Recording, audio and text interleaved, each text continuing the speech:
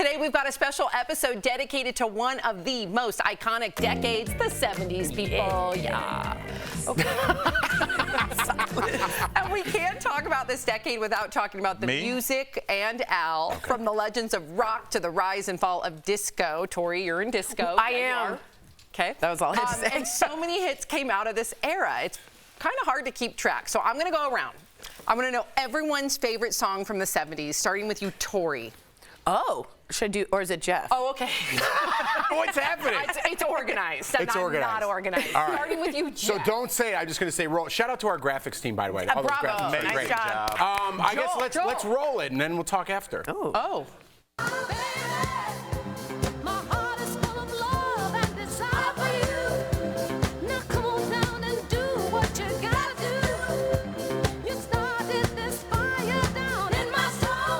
All right, so anytime 70s are around, that's my jam. Right. That's my go-to. And for some reason, when I go fly fishing, I play that song to help me catch fish. Really? Ooh. Go figure. You got Thelma Houston. Woo! Yeah, I know. Yeah. What's happening? I just love the idea of just a pure party song. That's a jam. Yeah, it's a jam. People they throw that they on sleep on it. Any house party, we're good to go. Yeah. Get a little sangria Okay, Tori's turn. I can't wait to hear. I, of course, wrote a term paper about this next song. Anywho, it describes the innocence and loss of the 1950s, moving into the 60s, and moving into the 70s. Buffalo, ladies and gentlemen, Springfield? Hit it.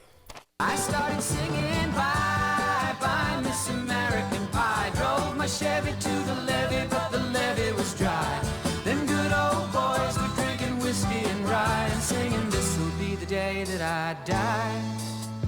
This'll be the day that I die.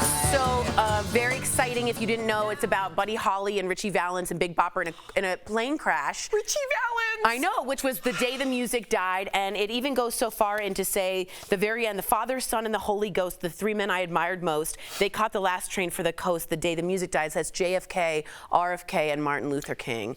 Very cool song about history. Yeah, I love that. And I love that you gave a shout out to Richie Valens. Always. Big Richie Valens fan. May he rest. Big. Thanks for the book report. Yeah, I was about to say. Okay. Keep this party going with a term paper. Oh my God. Let's have Albert's fun. turn. I am having fun. History's fun. That was wonderful. Hey, guys. Beautiful. Albert's Let's see my turn. Thomas Hey, guys, Jefferson impression. Okay.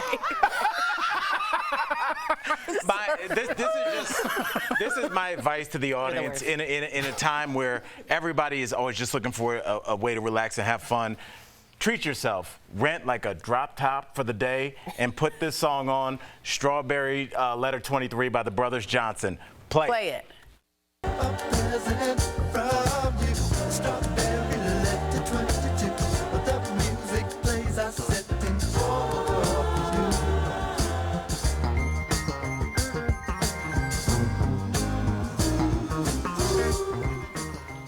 One of the best songs of all time. You painted that picture perfectly. Yeah. It's for Sunday morning. Nobody's on the road except for people getting coffee, old folks and you just rolling around, listening to that. Sunshine on you. No better day in the world. Sammy, what about you? I love it. I don't think mine can be beat. All right, let's do it. Roll it.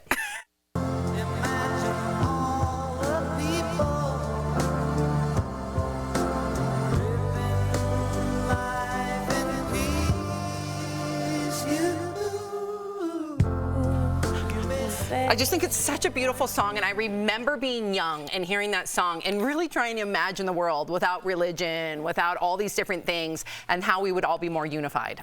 It made you think. It made a young Sam think. And you know what else do you think about? If he had lived. If John Lennon was here today, what would he be saying? What would he be standing up for? What activism would he give? Imagine that. That's insane. That is did you write a book report on that? I was about to say, yeah, you guys really gave a real doctoral breakdown of this. I was picturing your song like cruising on a beach and then you smash into a pole and then Sam's song came out. I guess mine was depressing.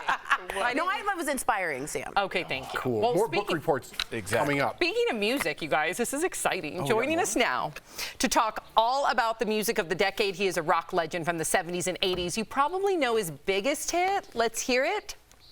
You know, I wish that I had Jessie's girl. I wish that I had Jessie's girl. Where can I find a woman like that? Yes. Please welcome to the show, Rick Springfield.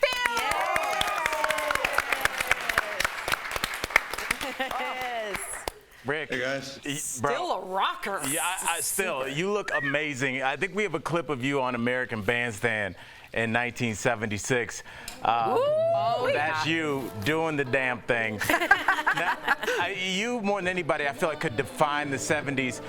In your opinion, was it as great as everybody says it was? What are your thoughts now that you have time to reflect?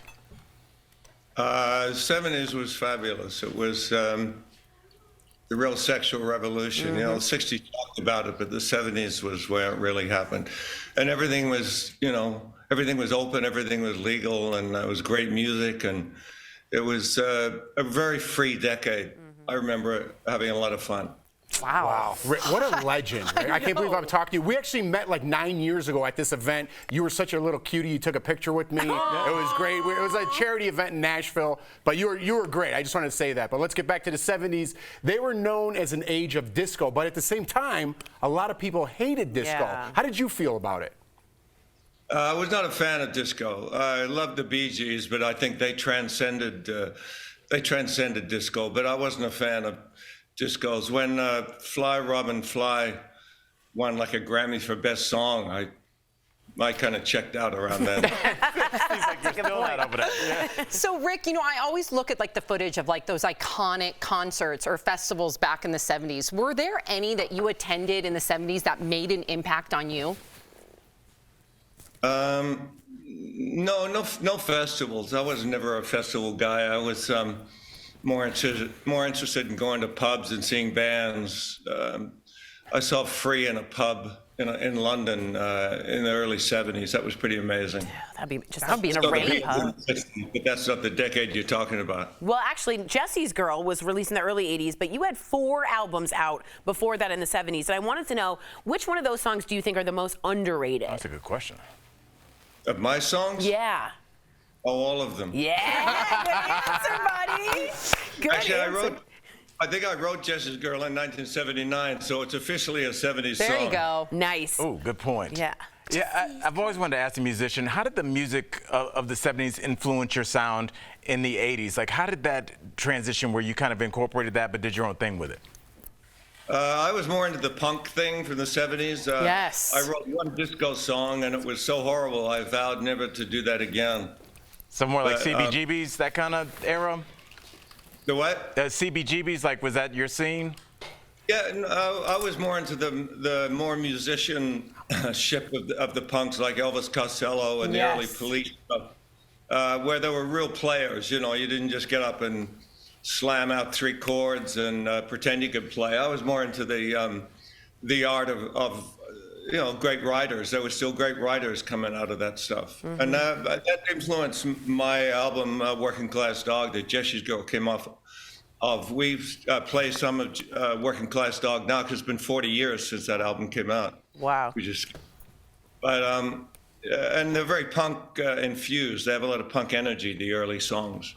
Rick, I got to ask you, is Jessie really a friend of yours, and did you steal his girl?